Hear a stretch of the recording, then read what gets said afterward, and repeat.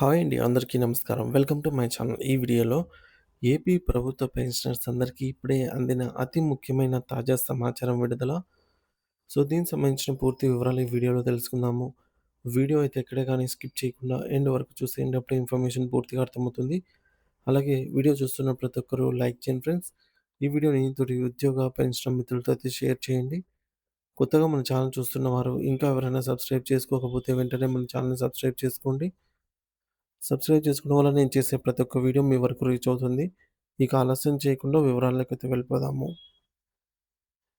Friends, ఇక విషయానికొచ్చినట్టయితే ఆంధ్రప్రదేశ్ రాష్ట్ర ప్రభుత్వ ఉద్యోగులకు మరియు విశ్రాంత పెన్షనర్లకు సంబంధించి ప్రస్తుతం నెలకొన్న పరిస్థితులపై అత్యంత కీలకమైన లోతైన విశ్లేషణ మరియు తాజా సమాచారం ఇక్కడైతే ఉంది. ఒక సామాన్య ప్రభుత్వ ఉద్యోగి తన జీవితంలో అత్యంత విలువ విల విలువైన వసంతాలను అంటే సుమారు 30-40 ఏళ్ల సుదీర్ఘ కాలాన్ని ప్రభుత్వ సేవకే అంకితం చేస్తారు. తన యవ్వనాన్ని, శక్తి సామర్థ్యాలను దేశ అభివృద్ధికి, ప్రజల సంక్షేమం కోసం ధారపోసి పగలు, రాత్రి అనక ఆఫీసు ఫైళ్ళతో కుస్తీ పడుతూ కనీసం తన కుటుంబాన్ని కూడా సరిగ్గా పట్టించుకోకుండా పనిలో గడుపుతారు. శ్రమను నమ్ముకొని వ్యవస్థను నడిపించే ఈ వెన్నెముక లాంటి ఉద్యోగులు చివరకు పదవి విరమణ చేసిన తర్వాత గౌరవంగా బ్రతకాలని కోరుకుంటారు. అయితే అటువంటి నిబద్ధత గల ఉద్యోగులు మరియు వృద్ధాప్యంలో ఉన్న పెన్షనర్లకు వారు చట్టబద్ధంగా హక్కుగా పొందవలసిన ఆర్థిక ప్రయోజనాలు, బకాయిలు మరియు అత్యవసర మెడికల్ బిల్లులు సకాలంలో అందకపోవడం అనేది అత్యంత విచారకరమైన మరియు అమానవీయమైనటువంటి విషయం. ప్రభుత్వం తరచుగా నిధులను విడుదల చేస్తున్నామని ప్రకటనలు చేస్తున్నప్పటికీ, ఆ నిధులు క్షేత్రస్థాయిలో ఉన్నటువంటి అసలైన లబ్ధిదారుల చేతికి ఎందుకు చేరటం లేదు? అసలు ఈ ప్రక్రియలో లోపం ఎక్కడ ఉంది?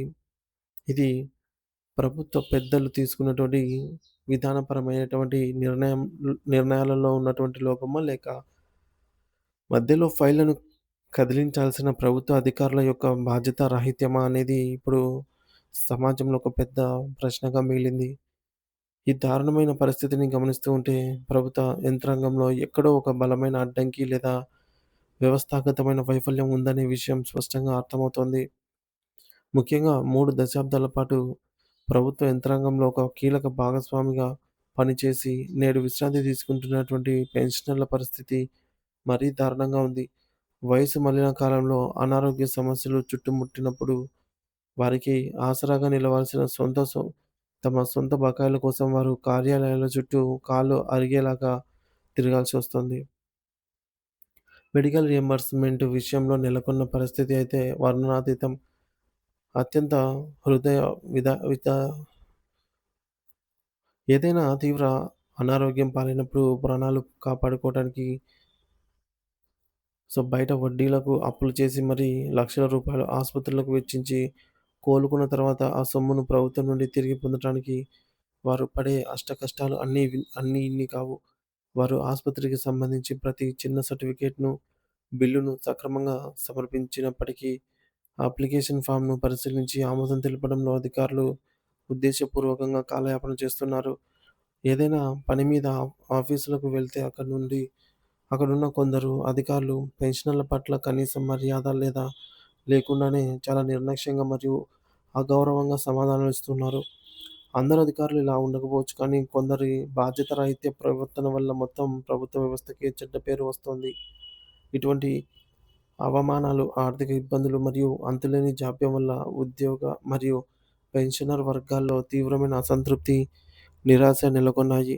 అసలు ఒక రాష్ట్రంలో పనిచేసే ఉద్యోగులు, రిటైర్ అయిన పెద్దలు అసంతృప్తితో ఉన్నప్పుడు ఆ రాష్ట్రంలో సుపరిపాలన సాగుతుందని మనం ఎలా చెప్పగలం?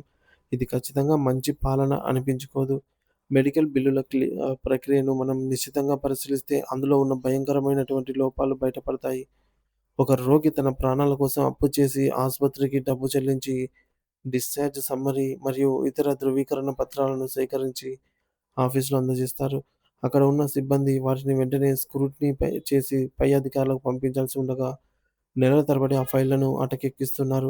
ఒకవేళ ఎప్పుడో ఒకప్పుడు ఆ ఫైల్‌లను పంపిన ఎన్టీఆర్ ట్రస్ట్ లేదా సంబంధిత విభాగాల వారు ఆ బిల్లులో అతి చిన్న తప్పులు వెతుకుతారు. ఉదాహరణకు ఒక చోట సంతకం సరిగ్గా లేదని, లేదా స్టాంపు అస్పష్టంగా ఉందని సాకులు చెప్తూ ఫైలును వెనక్కి పంపిస్తున్నారు. ఇలా ఫైలు వెనక్కి రావటం, మళ్ళీ దాన్ని సరిచేసి పంపడం, ఆ తర్వాత అది ట్రెజరీకి చేరడం అనేది ఈ యొక్క పూర్తి కావడానికి ఈ ప్రక్రియ కనీసం ఏడాది సమయం పడుతోంది. ఈలోపు ఆ పెన్షనర్ చేసిన అప్పులకు వడ్డీలు కొండలాగా పెరిగిపోతున్నాయి. దీంతో వారు మానసిక క్షోభకు గురవుతున్నారు. ఒక అధికారి ఒక బిల్లును తిరస్కరించినప్పుడు అందులో ఉన్న తప్పులు ఏమిటో స్పష్టంగా ఒకేసారి చెప్పి, తదుపరి బిల్లులో అటువంటి తప్పులు జరగకుండా మార్గదర్శకత్వం చేయవలసిన బాధ్యత వారిపై ఉంది. కానీ ఇక్కడ బాధ్యత కంటే బద్ధకం, నిర్లక్ష్యం రాజ్యమేలుతున్నాయి.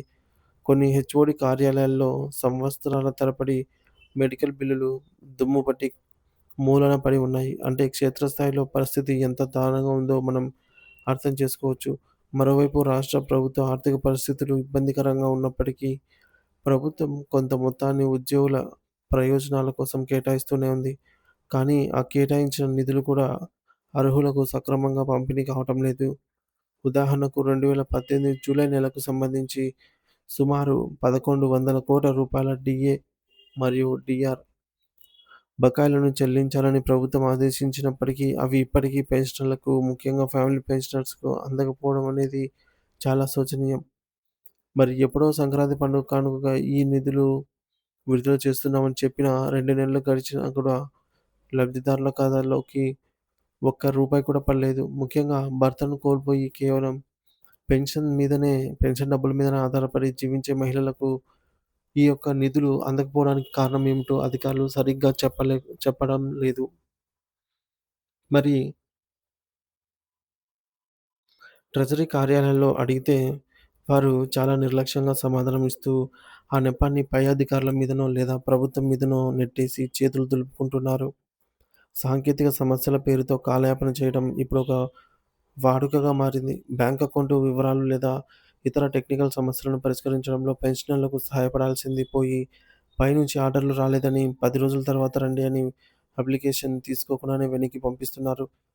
ఇంకా దారుణమైన విషయం ఏమిటంటే 2020, 21 సంవత్సరంలో ఎవరైనా ఉద్యోగి లేదా వారి భాగస్వామి చనిపోతే వారికి అందవలసినటువంటి కనీస మట్టి ఖర్చుల బిల్లులను కూడా ఇప్పటికీ పెండింగ్‌లో ఉండటం సిగ్గుచేటు. చనిపోయిన వారి ఆత్మకు కూడా శాంతి చేకూర్చని పరిస్థితి ఇది. ఇక 70 ఏళ్ళు నిండిన పెన్షనర్లకు అదే అందేటటువంటి అదనపు pension, additional quantum of pension విషయంలో కూడా అధికారుల తీరు విడ్డూరంగా ఉంది. ఒకవేళ పెన్షనర్ ఒక ట్రెజరీ నుండి మరొక ట్రెజరీకి మారితే, మీకు ఆ వయసు పాత ట్రెజరీలో ఉన్నప్పుడే నిండింది కదా! కాబట్టి అక్కడే అడగండి. ఆ ట్రెజరీలోకే వెళ్ళండి అని ఇక్కడ అధికారులు మరి అక్కడికెళ్ళి అడిగితే, మీరు కొత్త ట్రెజరీకి మారిపోయారు కాబట్టి అక్కడే అడగండని పాత ట్రెజరీ అధికారులు ఒకరి మీద ఒకరు నెట్టుకుంటున్నారు. ఇలా వృద్ధులను ఒక ఫుట్‌బాల్‌లాగా అటు ఇటు ఆడుకుంటున్నారు. ఇది ఏమాత్రం కల్పితం కాదు. క్షేత్రస్థాయిలో పెన్షనర్లు అనుభవిస్తున్న సత్యం. వృద్ధాప్యంలో ఉన్న వారిని ఇలా మానసిక వేదనకు గురి చేయడం అధికారుల విజ్ఞతకే వదిలేయాలి. అందుకే అధికారుల పనితీరును నిరంతరం పర్యవేక్షించి, వారిని ప్రశ్నించి జవాబుదారీతనాన్ని పెంచే ఒక బలమైన వ్యవస్థను ప్రభుత్వం ఏర్పాటు చేయాలి. గత ప్రభుత్వం 2023లో జీవోఆర్‌టీ నంబర్ 123 విడుదల చేసి ఉద్యోగుల వ్యక్తిగత సమస్యల పరిష్కారం కోసం ప్రతి నెల మూడవ శుక్రవారం నాడు ట్రెజరీ జిల్లా కలెక్టర్ లేదా హెచ్ఓడీలను కలవాలని, ప్రతి సమస్యకు ఒక ఐడీ నంబర్ ఇచ్చి నిర్ణీత కాలంలోగా పరిష్కరించాలని ఉత్తర్వులు ఇచ్చింది. కానీ ఆ ఉత్తర్వులు నేడు కేవలం కాగితాలకే పరిమితమై నీటి మీద రాతల్లాగా మిగిలిపోయాయి. ప్రస్తుతం పనిచేస్తున్న ఉద్యోగులకైనా తోటి సహచరుల ద్వారా సమాచారం అందుతుంటుంది. కానీ ఒంటరిగా ఇంట్లో ఉండే పెన్షనర్ల పరిస్థితి ఏమిటి? వారికి సరైన సమాచారం ఇచ్చే నాథుడే లేడు. వ్యవస్థలో ఉన్న మొండితనానికి ఒక నిదర్శనం ఏమిటంటే, పెన్షన్ తీసుకునే ఒక వివాహిత కుమార్తె రూ. 300 చొప్పున హెల్త్ స్కీమ్ కోసం డబ్బులు కడుతున్నప్పటికీ, ఆమె మెడికల్ బిల్లు సబ్మిట్ చేస్తే నీకు అర్హత లేదు అని ఆడిట్ అధికారులు తిరస్కరించడం, ఇది వారి అజ్ఞానమో లేక ఉద్దేశపూర్వక వేధింపో అర్థం కావడం లేదు. ఇలాంటి ఉదాహరణలకు రాష్ట్ర వ్యాప్తంగా వేలల్లో ఉన్నాయి. కేవలం రాజకీయ పలుకుబడి ఉన్నవారో, అధికారులకు తెలిసిన వారు అయితేనే పనులు జరుగుతున్నాయి. నిజాయితీగా ఉండే సామాన్యుడికి న్యాయం జరగడం లేదు. చాలా కష్టంగా మారింది. ప్రభుత్వం కేవలం నిధులు విడుదల చేశాం కదా అని చేతులు దులుపుకుంటే సరిపోదు. ఆ నిధులు లబ్ధిదారుల వరకు అందుతున్నాయో లేదో నిరంతరం పర్యవేక్షించాలి. మధ్యలో అధికారులు ఇబ్బందులు పడుతుంటే వారిపై కఠిన చర్యలు తీసుకోవాలి. ఒకసారి ఒకేసారి అయిపోయే పనిని 10 సార్లు తిప్పించుకునే అధికారుల నుండి ఫీడ్‌బ్యాక్ తీసుకోవాలి. సో, అటువంటి పెన్షనర్ల నుంచి ఫీడ్‌బ్యాక్ తీసుకోవాలి. ఎవరైతే పెన్షన్‌లు ఇబ్బంది పడ్డారో వాళ్ళ నుంచి. రాష్ట్ర వ్యాప్తంగా ఉన్న సుమారు 4,00,000 మంది పెన్షనర్లయితే ఉన్నారు. వీళ్ళలో చాలామందికి ఫిర్యాదు ఎలా చేయాలో కూడా తెలీదు. కాబట్టి పెన్షనర్ల కోసం ప్రతి నెల ఒక ప్రత్యేక రోజును కేటాయించి వారి ఫిర్యాదులను అక్కడికక్కడే పరిష్కరించేలాగా చర్యలు తీసుకోవాలి. పెన్షనర్ సంఘాలు కూడా కేవలం వినతి పత్రాలు ఇవ్వటమే కాకుండా వ్యక్తిగత సమస్యల పరిష్కారం కోసం ఈ మేరకు ట్రెజరీ కార్యాలయాల వద్ద పోరాడాలి. ప్రస్తుతం అధికారంలో ఉన్న ఉద్యోగులకు ఒక చిన్న విన్నపం. మీరు కూడా రేపు రిటైర్ అయిన రిటైర్ అయ్యి పెన్షనర్లే అవుతారు అనే విషయాన్ని మర్చిపోవద్దు. ప్రతి అధికారికి మానవత్వం ఉండాలి. ఎదుటివారి సమస్యను మీ సొంత సమస్యగా భావించి సహాయం చేయండి. మీకున్న అధికారం పెన్షనర్లకు సేవ చేయడం కోసం అని గుర్తుంచుకోండి.